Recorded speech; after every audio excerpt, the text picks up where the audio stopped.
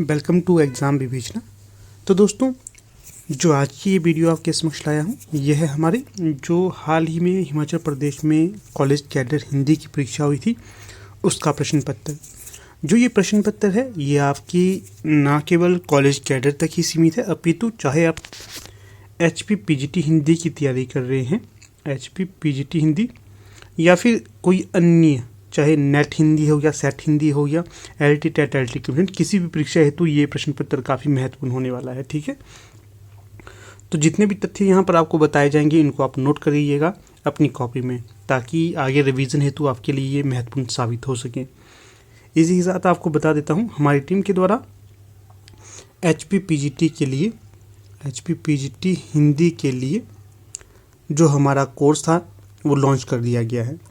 यहाँ पर आपको न्यू पाठ्यक्रम के अनुसार पढ़ाया जाता है और 25 जनवरी से ये तो शुरू हो भी गया है। अगर अभी तक आप इसके साथ नहीं जुड़े हैं तो आप जुड़ सकते हैं, क्योंकि जो हमारा कोर्स है ये हमने अभी तक आपके साथ उपन्यास विधा पूरी कर ली है। जो नया पाठ्यक्रम के अनुसार कहानियाँ भी लगभग हमारी आधी से ज़्यादा हो चुकी हैं, और भी चीज़ें यहाँ पर आपको करवाई जा रही हैं। अगर अभी तक आप इसमें एनरोल नहीं हुए हैं तो समय में रहते आप इसमें एनरोल होइएगा। अगर आपको जुड़ना है तो आप हमें व्हाट्सएप कर सकते हो 8219312129। इस पर आपने व्हाट्सएप करना है। ये नंबर आपको डिस्क्रिप्शन बॉक्स में भी मिल जाएगा। इस पर व्हाट्सएप करिए, कोई भी आपकी क्वेरी रहेगी तो उसे हम सॉल्व करने की कोशिश करेंगे। बाकी अगर अभी तक आप हमारे टेलीग्राम, व्हाट्सएप और फेसबुक पेज के साथ नहीं जुड़े हैं तो उनके साथ भी जुड़िए, उनके लिंक भी आपको डिस्क्रिप्शन बॉक्स में मिल जाएंगे। बाकी वीडियो को लाइक, शेयर और चैनल को सब्सक्राइब अवश्य करिएगा। ठीक है, तो चलिए शुरू करते हैं लेक्चर को।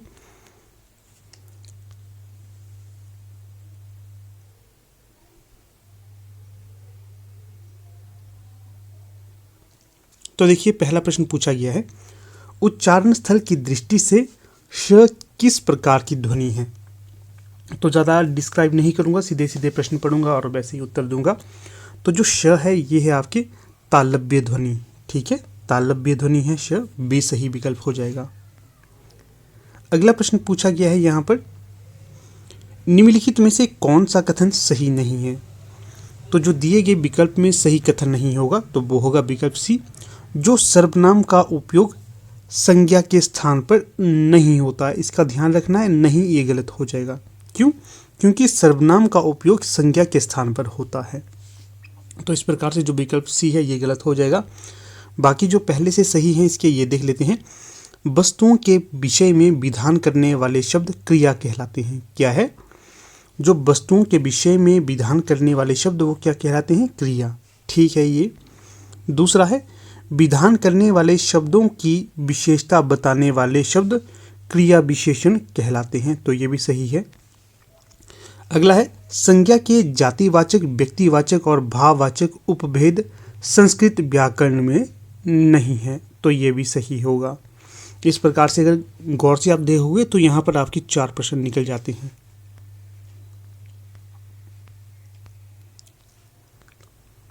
अगला प्रश्न है 3, निम्नलिखित में से कौन सा शब्द भाववाचक संज्ञा नहीं है। नहीं की बात की जा रही है। तो जो यहाँ पर भाववाचक संज्ञा नहीं होगी तो वो होगा आपका प्रकृति। बाकी लंबाई, चतुराई, वजन, ये तीनों ही भाववाचक संज्ञाएं होंगी। अगला प्रश्न है 4, निम्नलिखित में से असंगत युग्म है। तो बताना है असंगत युग्म कौन सा है यहाँ पर जो दिया गया है। तो इसमें जो असंगत युग्म होगा तो वो होगा विकल्प ए, जो प्रतिदिन, ये द्विगु समास नहीं होगा। बाकी विद्याग्रह ये तत्पुरुष समास से संबंधित है। दूध भात ये द्वंद्व समास है। पश्चिमी उत्तर ये बहुव्रीहि समास होगा। अगला प्रश्न देखिए 5, निम्नलिखित में से कौन सा शब्दों के वर्गीकरण का आधार नहीं है। तो यहाँ पर जो सही विकल्प होगा तो वो होगा विकल्प 4, जो व्याख्या है ये शब्दों के वर्गीकरण का आधार नहीं है।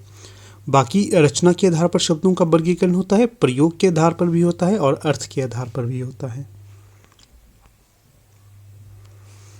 अगला जो प्रश्न है यहाँ पर, अर्थ के आधार पर शब्दों के कितने भेद किए जाते हैं। तो जो यहाँ पर सही विकल्प होगा कि जो अर्थ के आधार पर शब्दों के भेद किए जाते हैं तो वो होंगे 4। कितने होंगे? 4। तो सही विकल्प ए होगा। जानते हैं कौन कौन से हैं वो 4। एक तो होगा एकार्थी शब्द, दूसरा अनेकार्थी, चौथा समानार्थी पर्यायवाची, तीसरा समानार्थी पर्यायवाची और चौथा हो जाएगा विपरीतार्थी विलोम शब्द। ये 4 होंगे। फिर अगला प्रश्न देखिएगा 7। इसमें पूछा गया है निम्नलिखित में से असंगत युग्म चुनिए। तो यहाँ पर जो 4 विकल्प दिए गए हैं इनमें से जो असंगत युग्म होगा तो वो होगा विकल्प बी।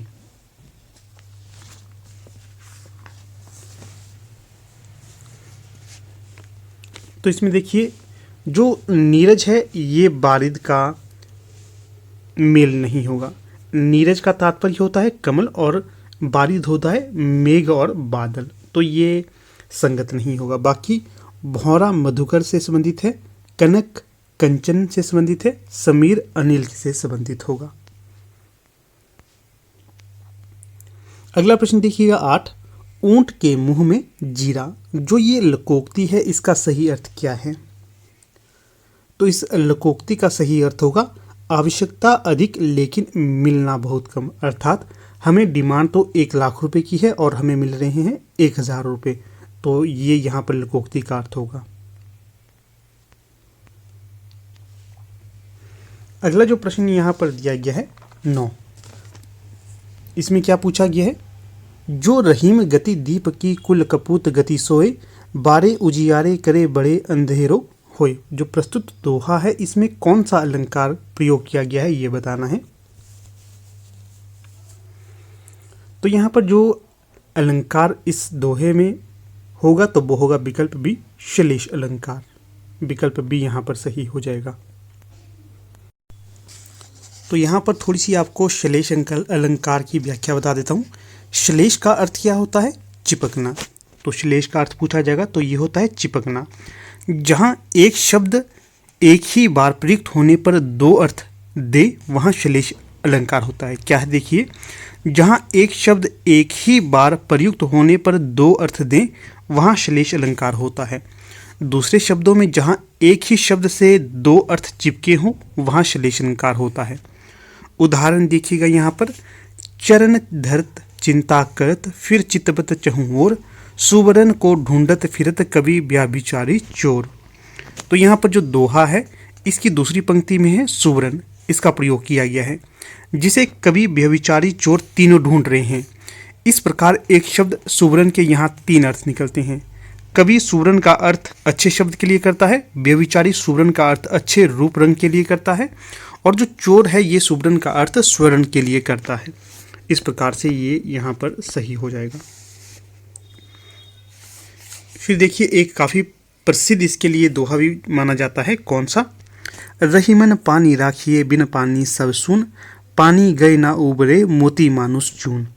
तो इस दोहे में पानी को बनाए रखने का आग्रह किया गया है। किसका आग्रह? पानी को बनाए रखने का आग्रह किया गया है। यह आग्रह मनुष्य से किया गया है इसलिए यहाँ मानुस प्रस्तुत है तथा मोती तथा चून अप्रस्तुत है। इस प्रकार यहाँ पर मानुष और मोती तथा चून का एक ही धर्म पानी राखिए बताया गया है। इस प्रकार से ये होगा यहाँ पर सही। ठीक है, तो अगला प्रश्न देख लेते हैं।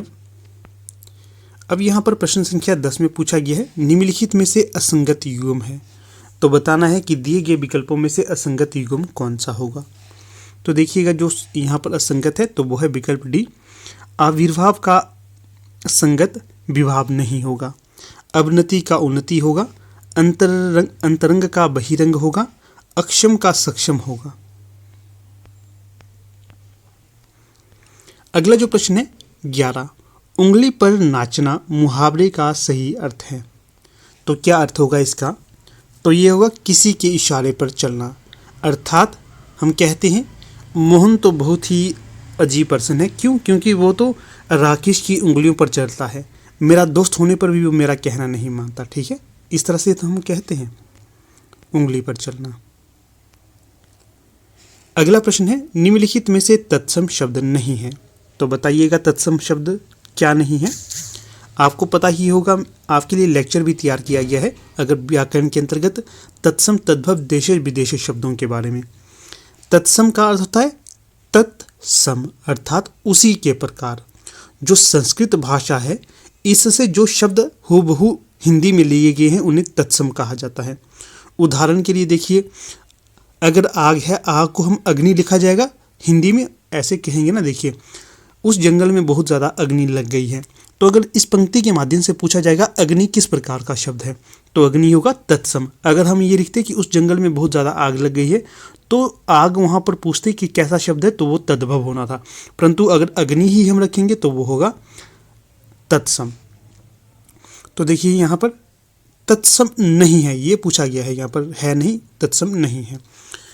तो यहाँ पर जो तत्सम होंगे तो वो देख लेते हैं पहले। अंगुष्ठ, अंगूठे को कहा गया है संस्कृत में अंगुष्ठ, ये तत्सम है। आशीष, आशीर्वाद को आशीष कहा जाता है। अक्षी, आँख को अक्षी कहा जाता है। और जो पंख है ये तद्भव शब्द है, तत्सम शब्द नहीं है। ठीक है, ये ध्यान रखना है। फिर अगला प्रश्न देखिए, यहाँ पर प्रश्न संख्या 13, निम्नलिखित में से असंगत युग्म है। तो यहाँ पर बताना है कि असंगत युग्म कौन सा है इन दिए गए विकल्पों में से। तो देखिए पहला प्रश्न है, पहला जो विकल्प है, तेरी बर्छी ने बर छीने हैं खलन के। तेरी बर्छी ने बर छीने हैं खलन के। तो यहाँ पर मैंने क्या बताया था आपको, श्लेष अलंकार में क्या होता है, श्लेष अलंकार में होता है एक ही शब्द में बहुत सारे अर्थ छिपे होते हैं। तो यहाँ पर जो श्लेष अलंकार इसके अंतर्गत नहीं होगा। फिर जो यहाँ पर कौन सा अलंकार होगा, तो यहाँ पर होगा यमक अलंकार, इसका भी ध्यान रखना है आपने, यमक अलंकार। फिर हम यहाँ पर अब देखिए जो सही विकल्प है उन्हें देख लेते हैं। कर का मन का डारी के मन का फेर। क्या है, कर का मन का डारी के मन का फेर। यहाँ पर कौन सा अलंकार होगा, यमक अलंकार। ध्यान रखिएगा, ये प्रश्न मोस्ट इंपॉर्टेंट है, पीजीटी में आपको रिपीट हो सकते हैं, इसलिए ये प्रश्न पत्र लाया हूँ आपके समक्ष। अगला है, तरनी तनुजा तट तमाल तरवर बहु छाए। अनुप्रास अलंकार है, बिल्कुल सही है। अगला है, चरण कमल बंदो हरि राय। यहाँ पर कौन सा है, रूपक अलंकार है। तो देखिए श्लेष अलंकार तो हमने ऊपर ही देख लिया था। अब आपको यमक अलंकार के बारे में बताता हूँ। जो यमक अलंकार होता है, यमक अलंकार जब कविता में एक ही शब्द दो या दो से अधिक बार आए और उसका अर्थ हर बार भिन्न हो, वहाँ पर अलंकार यमक अलंकार होता है। फिर से रिपीट करता हूँ, देखिए जब कविता में एक ही शब्द दो या दो से अधिक बार आए और उसका अर्थ हर बार भिन्न हो, वहाँ पर यमक अलंकार होगा। तो देखिए जैसे कि यहाँ पर आया था बर्छी ने, बर्छी ने, यहाँ पर भी आया बर्छी ने। तो जो दोनों बर्छी ने हैं, इन दोनों का अलग अलग अर्थ निकल रहा है, तो यहाँ पर अलंकार होना था यमक। फिर जो कन का मन का, कर का मन का डाली के मन का फिर, यहाँ पर तो क्या है, दो एक ही शब्द दो या दो से अधिक बार प्रयुक्त हो रहे हैं, इसलिए यमक अलंकार यहाँ पर है। फिर आगे देखिए उदाहरण इसका एक और आपको दे देता हूँ। कहे कवि बेनी बेनी ब्याल की चुराई लीनी, रति रति शोभा सब रति के समीर की। तो इस पंक्ति के देखिए ये आगे है। पहली पंक्ति में बेनी शब्द की आवृत्ति दो बार हुई है। पहली बार प्रयुक्त शब्द बेनी कवि का नाम है और दूसरी बार प्रयुक्त बेनी का अर्थ है चोटी। इस प्रकार दूसरी पंक्ति में प्रयुक्त रति शब्द 3 बार प्रयोग में लाया गया है। पहली बार प्रयुक्त रति, रति का अर्थ है रति के समीप, जरा जरा सी, और दूसरे स्थान पर प्रयुक्त रति का अर्थ है कामदेव की परम सुंदरी पत्नी रति। इस प्रकार बेनी और रति शब्दों की आवृत्ति चमत्कार उत्पन्न किया गया है। इसी तरह से एक दो आपको और उदाहरण बता देता हूँ, जैसे कि काली घटा का घमंड घटा, नभमंडल तारक वृंद खिले। याद रखिएगा, इंपॉर्टेंट है ये। काली घटा का घमंड घटा, नभमंडल तारक वृंद खिले। तो यहाँ पर घटा घटा 2 बार प्रयोग हो रहा है, दोनों बार इनका अलग अलग अर्थ है। फिर एक और है उदाहरण, भजन कहियो तात भजियो, भजियो ना एको बार, दूरी भजन जात कहियो सो तू भजियो गवार। तो यहाँ पर जो भजन है ये भजियो है, ये बार बार शब्द रिपीट हो रहे हैं। इसी प्रकार से एक और उदाहरण है, कनक कनक ते 100 गुनी मादकता अधिकाय, बा खाए बोराय, जग या पाए बोराय। तो ये भी यमक अलंकार का उदाहरण है। फिर आगे है, माला फेरत जग भया, फिराना मन का फेर, कर का मन का डारी दे, मन का मन का फेर। ये तो यहाँ पर आया भी है। इसके पश्चात अगला है और अंतिम भी रहेगा ये, जे 3 बेर खाती थी ते 3 बेर खाती हैं, जे 3 बेर खाती थी ते 3 बेर खाती हैं। तो ये हो गए यहाँ पर हमारा स्पष्ट क्या, यमक अलंकार। इसके पश्चात हम जाते हैं अनुप्रास अलंकार की तरफ। जो अनुप्रास अलंकार होता है ये वैसे तो सबसे आसान अलंकार है, क्योंकि इजीली से हम पहचान लेते हैं। इसकी परिभाषा हम देख लेते हैं, जैसे कि जिस शब्द में व्यंजनों की बार बार आवृत्ति के कारण चमत्कार उत्पन्न होता है वहाँ अनुप्रास अलंकार होता है। फिर से देखिएगा, जिस रचना में व्यंजनों की बार बार आवृत्ति होती है तो वहाँ पर अनुप्रास अलंकार होता है। उदाहरण के लिए, कुल कानन कुंडल मोर पंखा, उर पे बनमाला बिराजी है। तो ये हो गए यहाँ पर अलंकार, अनुप्रास अलंकार। और ये भी देखिए, तरनी तनुजा टत टमाल तरबर बहु छाए, त की बार बार आवृत्ति यहाँ पर हो रही है, तो यहाँ पर अनुप्रास अलंकार होगा। इसके पश्चात देखिए, चरण कमल बंदो हरि राय। तो जो ये वाक्य यहाँ पर लाया गया है तो यहाँ पर होगा रूपक अलंकार। तो यहाँ पर मैं आपको रूपक की व्याख्या भी बता देता हूँ। जहाँ गुण की अत्यंत समानता के कारण उपमेय में ही उपमान का अभेद आरोप कर दिया जाए वहाँ पर रूपक अलंकार होता है। क्या है? जहाँ गुण की अत्यंत समानता के कारण उपमेय में ही उपमान का अभेद आरोप कर दिया जाए वहाँ पर रूपक अलंकार होता है। ठीक है। उदाहरण एक तो यहाँ पर हो गया, चरण कमल बंदो हरि राय। दूसरा उदाहरण देखिएगा, उदित उदय गिरी मंच पर रघुवर बाल पतंग, बिकसे संत सरोज सब, हर्षे लोचन भृंग। दूसरा है, विषय बारी मन मीन भिन्न नाही, होत कबहूँ पल एक। अगला देखिए, मन सागर मनसा लहरी, बुढ़े बहे अनेक। फिर है, सिर झुका तूने नियति की मान ली यह बात, स्वयं ही मुरझा गया तेरा हृदय जल जात। इसी प्रकार से अगला है, शशि मुख पर घूंघट डाले, अंचल में दीप छिपाए। अगला और अंतिम है, अपलक नभ नील नयन विशाल। तो इस प्रकार से यहाँ पर जो हमने आपको बता दिया, श्लेष अलंकार, यमक अलंकार, अनुप्रास अलंकार और रूपक अलंकार। फिर देखिए, थोड़ा सा आपको अलंकार का यहाँ पर तो वर्णन आ ही गया है, थोड़ी सी इसकी भी व्याख्या देख लेते हैं। जो अलंकार होता है इसका अर्थ होता है अलंकार वाणी के श्रृंगार से तात्पर्य, अर्थात श्रृंगार। भाषा और साहित्य का सारा कार्य व्यापार शब्द और अर्थ पर ही निर्भर है। अतएव विशिष्ट शब्द, चमत्कार अथवा अर्थ वैशिष्ट्य की कथन के सौंदर्य की अभिवृद्धि होता है अलंकार। अलंकार का सर्वप्रथम प्रयोग किसने किया? तो सर्वप्रथम और विस्तृत प्रयोग किया था आचार्य वामन के द्वारा। ठीक है, ये ध्यान रखना है। अलंकार के भेद अगर आपसे पूछे जाएंगे तो कितने भेद है अलंकार के? अलंकार के हैं 3 भेद। कितने? 3। शब्दालंकार, अर्थालंकार, उभयालंकार। आगे जो हम देखते हैं तो ज़्यादातर हम देखते हैं शब्दालंकार के भेद। शब्दालंकार भेद कौन कौन से हैं? तो ये हैं आपके 5 माने जाते हैं इसके मुख्य। कौन कौन से? एक तो अनुप्रास, दूसरा यमक, तीसरा श्लेष, चौथा वक्रोक्ति और 5वां विप्सा। ये हैं इसके मुख्य भेद। अधिकतर परीक्षाओं में यहीं से प्रश्न बनते हैं, यह ध्यान रखना है आपने। फिर जो अर्थालंकार की बात करेंगे तो इसमें मुख्य हैं उपमा, रूपक, उत्प्रेक्षा, अतिशयोक्ति, संदेह, भ्रांतिमान, विभावना। ये हैं मुख्य। तो यहाँ से मुझे लगता है आपको ये स्पष्ट हो गया होगा। फिर अगले प्रश्न को देख लेते हैं हम। अगला प्रश्न है, निम्नलिखित में से असंगत युग्म का चयन करना है। तो यहाँ पर संधियाँ दी गई हैं और यहाँ पर जो शब्द दिए गए हैं कि क्या किस शब्द में कौन सी संधि प्रयोग की गई है, देख लेते हैं।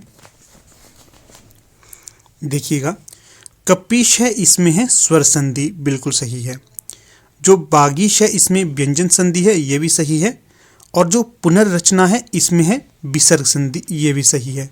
जो निसंदेह है इसमें व्यंजन संधि नहीं है, इस कारण ये गलत हो जाएगा, सी यहाँ पर गलत होगा। अगला प्रश्न देखिएगा 15। यहाँ पर आता है अब आपका जीके सेक्शन। जो पीजीटी की परीक्षा है वहाँ पर भी आपको जीके आएंगे, इसलिए ये आपके लिए महत्वपूर्ण होगा। देखिएगा ध्यान से। हिमाचल प्रदेश का निम्न में से कौन सा दर्रा सबसे अधिक ऊंचाई में है? निम्न में से कौन सा सबसे अधिक ऊंचाई में दर्रा है वो बताना है। तो सही विकल्प होगा तलांग दर्रा, विकल्प डी। अगला प्रश्न है हिमाचल प्रदेश के कोली समुदाय के बारे में निम्न में से कौन सा कथन सही है? सही कौन सा है? तो यह है सही, पूर्वज पूजा का होना। जो पूर्वज पूजा कोली समुदाय में होना, यह सही होगा। अगला प्रश्न देखिए, हिमाचल प्रदेश आर्थिक सर्वेक्षण 2021-22 में भूमि सुधारों के लिए कितनी राशि की व्यवस्था की गई है? तो ये की गई है 20.79 करोड़ रुपए की। तो आप लोगों को देखिए बजट और सर्वे भी देख के जाना है, पीजीटी की परीक्षा में यहाँ से प्रश्न बन सकते हैं। हिमाचल के बजट और सर्वे की बात कर रहा हूँ। अगला प्रश्न है, प्रारंभिक वर्ष 2022 तक हिमाचल प्रदेश के कितने जिलों में बेटी बचाओ बेटी पढ़ाओ स्कीम लागू की गई थी? तो ये की गई थी आपके 8 जिलों में, विकल्प ए सही होगा। इसी के साथ यहाँ पर आपको स्पष्ट कर देता हूँ, जितने भी ये प्रश्न के उत्तर आपको दिए जा रहे हैं ये HPPSC शिमला की जो ऑफिशियल आंसर की है उसके आधार पर दिए जा रहे हैं। इसके उपरांत भी आपको लगता है कि किसी प्रश्न पर गलत उत्तर दिया गया है तो आप बेझिझक कह सकते हो, और उनके तथ्य भी आपने प्रस्तुत करने हैं कि यहाँ से ये तथ्य इस तरह से होगा, यहाँ पर आपने ये पढ़ा है। अगला प्रश्न देखिएगा 19। वर्ष 2011 की जनगणना के अनुसार हिमाचल प्रदेश के निम्न में से किस जिले में सबसे अधिक जनसंख्या थी? 2011 की जनगणना के अनुसार इन चारों जिलों में से किस जिले में सबसे अधिक जनसंख्या थी, ये पूछा गया है। देखिए कितना ही अच्छा प्रश्न है, ठीक है। यहाँ पर ये नहीं पूछा गया कि हमीरपुर हो गया, ये सब कुछ पूछा गया है 2011 की जनगणना के अनुसार किस जिले में सबसे अधिक जनसंख्या थी। तो जो सही विकल्प होगा तो वो होगा सिरमौर में थी, सी सही विकल्प। जो HPPSC शिमला है ये धीरे धीरे अपनी जो परीक्षा का पैटर्न है बदलता जा रहा है। यहाँ पर जो परंपरा के अनुसार प्रश्न पूछे जाते थे, जो रिपीट होते थे ज़्यादातर, उनको छोड़कर अब अलग प्रश्न पूछता है, ठीक है। जीके की बात कर रहा हूँ मैं, जीके अब बहुत ही मुश्किल आता है HPPSC शिमला में। अगला प्रश्न है, निम्न में से किस महिला ने सर्वप्रथम हिमाचल प्रदेश का लोकसभा में प्रतिनिधित्व किया था? महिला, कौन सी महिला है? चंद्रेश कुमारी, विकल्प बी यहाँ पर सही होगा।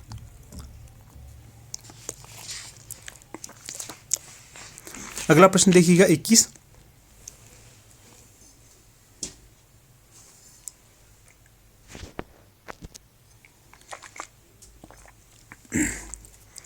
प्रश्न संख्या 21। हिमाचल प्रदेश के शहर मनाली के पड़ोस में हिडिंबा देवी के मंदिर की संरचना निम्न में से किस वर्ष की गई थी? तो थोड़ा सा इस प्रश्न पे संदेह है। जो ऑफिशियल आंसर की है वहाँ पर तो 1553 दिया गया है, कई कहते हैं 1523 होगा, 53 नहीं होगा, ठीक है। तो आप इसका एक बार छानबीन करिएगा। फिर देखिए प्रश्न बन सकता है कि हिडिंबा देवी मंदिर कहाँ पर है? तो ये मनाली में है, हिमाचल प्रदेश के कुल्लू जिला के मनाली में, और मनाली में ही मनु मंदिर भी है, इसका भी ध्यान रखना है। अगला